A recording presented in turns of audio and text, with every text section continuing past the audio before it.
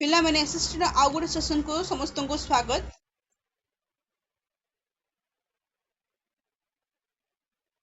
चलते आउ कुछ एसएसटी क्वेश्चन डिस्कशन करवा। आज 41 नंबर प्रश्न, the river Brahmani originate from which plateau? Brahmani river को प्लेट्यू बाहरी। चारोटी ऑप्शन मध्यरु सठिक उत्तरटी होउची ऑप्शन ए छोट नागपुर प्लेट्यू। जो मोर छोट नागपुर मालभूमि रही से ब्राह्मणी नदी ब्राह्मणी नदीर ओरिजिन हेची, से ब्राह्मणी नदीर उत्पत्ति हेची।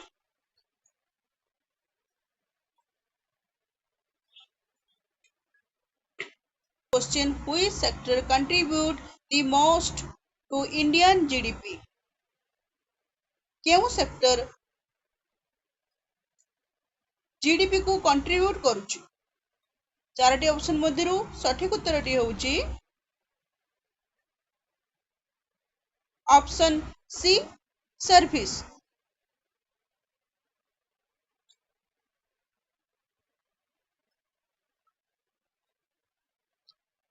Rourkela steel plant was set up with the help of which country?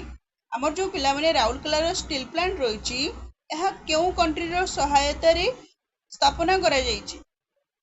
Charoti option मध्यरु सठिक उत्तरटी होउची option C Germany, West Germany. सठिक उत्तरटी होउची West Germany.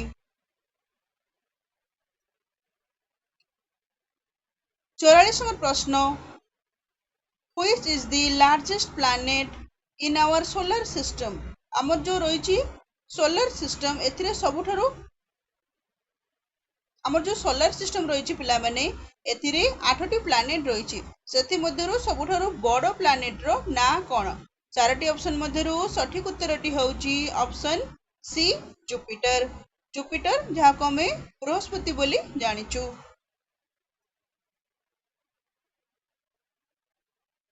45 number question, operation flood is related to?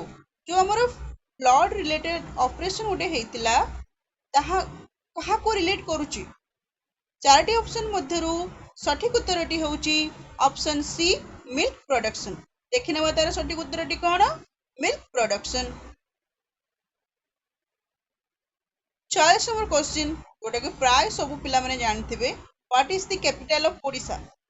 Etah option देखु देखु पिला मानकु आंसर आसी जाउतबो ऑप्शन बी भुवनेश्वर।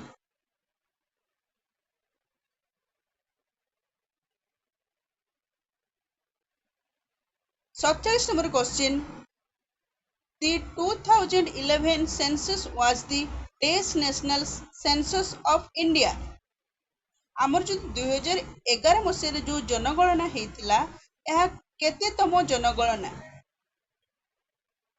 पिला माने प्रत्येक 10 वर्ष रो थरे जनगणना होउची एवं एबे मध्य जनगणना चालुची। किंतु एडा केबे हबार थिला? 2021 मसीह रे हबार थिला, किंतु सेही समय रो कोविड पई एहा एबे 2025-26 मसीह रे जनगणना चालू अछि। एबे जो 2011 मसीह रे जो जनगणना हेतिला एहा केते नंबर जनगणना थिला? चारोटी ऑप्शन मध्यरु सठिक उत्तरटी होउची ऑप्शन सी 15तम। तेबे वर्तमान 16तम एटा जनगणना हमर चलछि 2026 रे।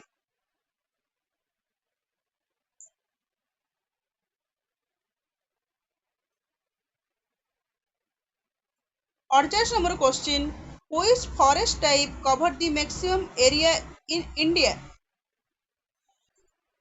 भारत रे केउ प्रकार जंगल देखा जाए? तो माने जानिथबो पिला भारत होउची गोटे ट्रॉपिकल रीजन रे अवस्थित अछि, तेनु एठी को प्रकार जंगल देखा जाए? प्राय तो चारोटी ऑप्शन मध्यरु सठिक उत्तरटी होउची option B tropical deciduous forest देखा जाए। एटा ऊपर गोटे ऑप्शन रही पिला माने ट्रॉपिकल एवरग्रीन। एवरग्रीन माने चिरहरित अरण्य, जो कि वर्ष जाक गछ गुड़िक चिर सबुज भाया देखा जाउथिबे। किंतु आम भारत जो गछ गुड़िक रही एथिरे कौन होची? वर्षा दिने चिरहरित एवं गोटे एमिति समय आसुची जो कि गछरे पत्र झड़ा दउछंती। आ पत्र झड़ा देउथबा कारणरू एहाको आमे पर्णमोची अरण्य बोली कहिथाउ। तो सठिक उत्तरटी कौन? Tropical deciduous forest. Clear? 49 number question, the yellow revolution is related to.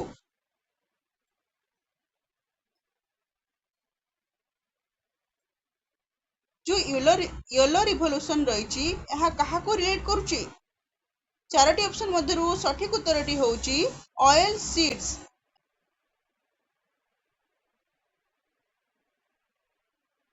Charoti option मध्यरु सठिक उत्तरटी होउची ऑयल सीड्स।